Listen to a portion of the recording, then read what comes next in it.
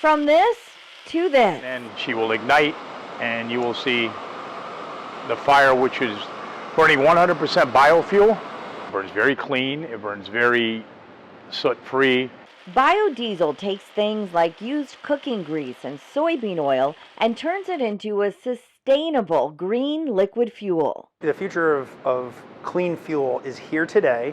The use of this fuel starts to take carbon dioxide out of the environment today. At the Connecticut Energy Marketers Association headquarters in Cromwell, staff and students from their advanced energy training school constantly test biodiesel to make sure it meets rigorous standards. We're very optimistic about the future of our industry and what we have to offer, and just making changes to the environment and contributing to a greener, cleaner future. Biodiesel is mixed with traditional ultra-low sulfur heating oil, and by 2035 will be a 50-50 mix. Contrary to what many people believe, we have been changing our fuel over the last decade. Change that comes with ultra-low sulfur heating oil that today is 15 parts per million, down 98% in the last decade.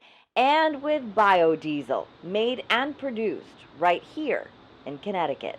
So this is the essence of what's good for Connecticut's economy, because it's creating jobs and it's giving local benefits. We don't have to build a wind farm off the coast of Massachusetts to bring clean electricity to Connecticut when we have biodiesel right here being produced in Connecticut. And as the state considers a new plan to electrify everything, Herb says biodiesel should not be ignored.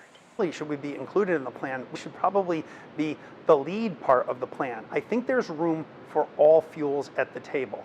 All clean fuels can help the state achieve the Global Warming Solution Act goals of a 50% reduction in emissions by 2030 and an 80% reduction in emissions by 2050. We're here to help. We're not the enemy.